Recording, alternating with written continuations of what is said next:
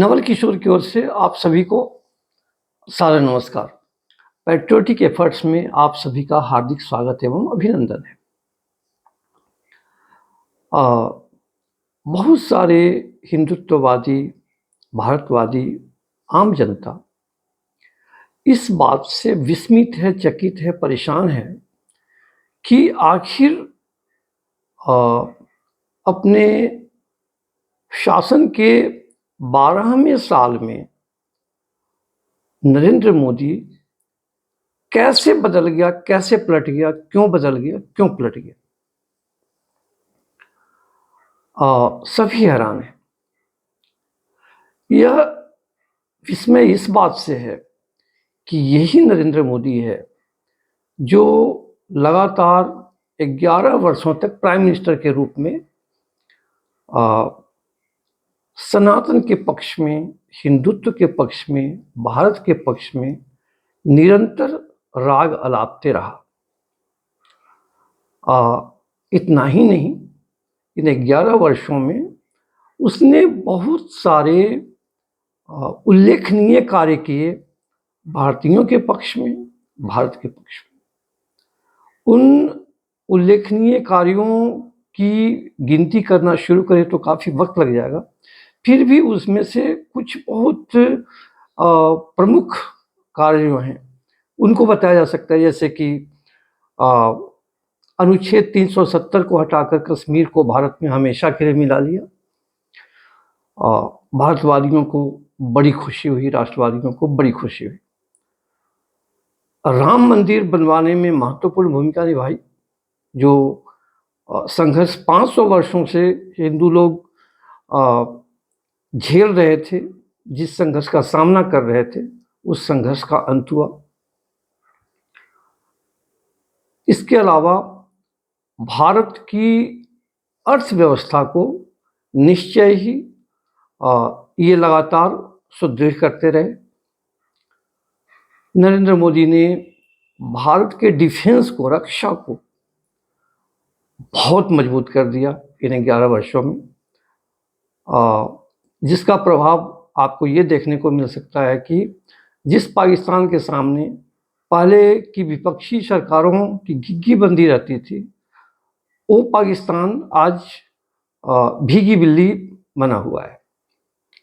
उसको अभी हाल में जो ऑपरेशन सिंदूर हुआ उसमें बुरी तरह परास्त किया गया, बुरी तरह नुकसान पहुंचाया गया। इसके अलावा कभी एयर स्ट्राइक किया गया, कभी उरी वाला स्ट्राइक हुआ। इस ढंग से पाकिस्तान को इतने ही वर्षों में 3 बार धूल चटाई। जिस चीन के सामने में पहले की विपक्षी सरकारों को खड़ा होने की हिम्मत नहीं थी, उस चीन की आंख में आंख डालकर उसको अच्छा खासा डरा दिया हमारे सैनिकों ने। और निश्चित रूप से इसमें प्राइम मिनिस्टर नरेंद्र मोदी की प्रेरणा, उनका प्रभाव का बहुत बड़ा रोल है। कोरोना काल आया। कोरोना काल में पूरी दुनिया की अर्थव्यवस्था और भी बहुत सारी चीज़ें बिखर गई थी, बुरी तरह बिखर गई थी। उस समय जर्मनी के वित्त मंत्री ने तो आत्महत्या तक कर ली थी। अमेरिका की स्थिति खराब हो गई थी और भी चीन की स्थिति खराब हो गई थी। एक भारत ही था जिसकी अर्थव्यवस्था उतनी खराब नहीं हुई, पॉजिटिव ही बनी रही, और कोरोना काल के बाद भी बहुत जल्दी अर्थव्यवस्था अपनी पटरी पर आ गई। तो ऐसे बहुत सारे उल्लेखनीय कार्य प्राइम मिनिस्टर मोदी के गिनाए जा सकते हैं। इसके अलावा सनातनियों का मनोबल बढ़ा, उन्होंने तिलक लगाना शुरू किया, मोदी बांधना शुरू किया, कलावा पहनना शुरू किया और इसमें गर्व महसूस करना शुरू किया।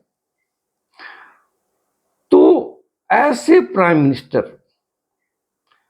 का अचानक इस ढंग से बदलाव कैसे हुआ, ऐसे पलटी कैसे मार गया?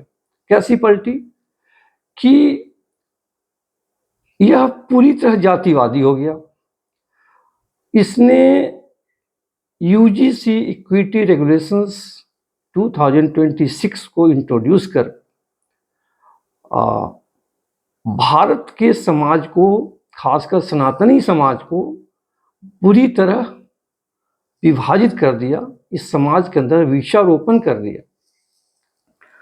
यह विषारोपण ऐसा है जिसके बारे में रामभद्राचार्य जी और अन्य ऐसे बहुत सारे लोग अनुमान लगा रहे हैं कि भीषण गृह युद्ध छिड़ेगा। इस गृह युद्ध में सभी के दुश्मन होंगे।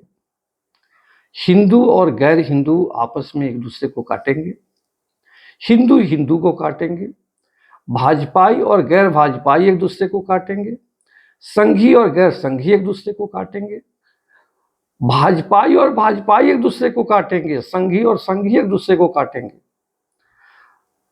हर व्यक्ति दूसरे व्यक्ति का दुश्मन होगा, भयंकर रक्तपात होगा और यह भारत भूमि बहुत सारी समस्याओं का शिकार हो जाएगी। इस गृह युद्ध के उपरांत कुछ जिहादी लोग ही बचेंगे और अंतिम विजय उन्हीं की मानी जाएगी। कुछ संख्या उनकी बची रह सकती है। इसके अलावा क्या है कि जब भारत में लोग ही नहीं रहेंगे, भयानक रक्तपात हो चुका रहेगा, तो चीन, पाकिस्तान, बांग्लादेश, अमेरिका, टर्की जिसको तुर्की बोलते हैं, इस तरह के जो चील, गिद्ध और कौवे हैं, वो भारत की भूमि को नोचने में, उसको खाने में, उदरस्त करने में आपस में प्रतियोगिता करेंगे, प्रतिस्पर्धा करेंगे और भारत भूमि पूरी तरह छिन्न भिन्न हो जाएगी। एक पूरी की पूरी सभ्यता नष्ट हो जाएगी। तो ऐसी स्थिति लाने वाला व्यक्ति नरेंद्र मोदी है। वह अचानक ऐसे क्यों पलट गया, अकस्मात ऐसे क्यों बदल गया? इसको जानने के लिए हमें नरेंद्र मोदी की पृष्ठभूमि को समझना होगा, उसका अध्ययन करना होगा, गहन अध्ययन करना होगा। तभी हम इस कठिन सवाल का जवाब ढूंढ पाएंगे। अगर हम अध्ययन नहीं करते हैं, गहन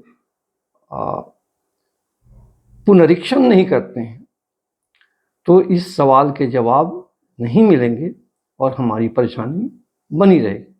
तो आइए अगले वीडियो में हम नरेंद्र मोदी की पृष्ठभूमि का अध्ययन करके इस समस्या का समाधान खोजेंगे, इस सवाल का सही जवाब ढूंढेंगे। तब तक के लिए नमस्कार। आज के लिए इतना ही।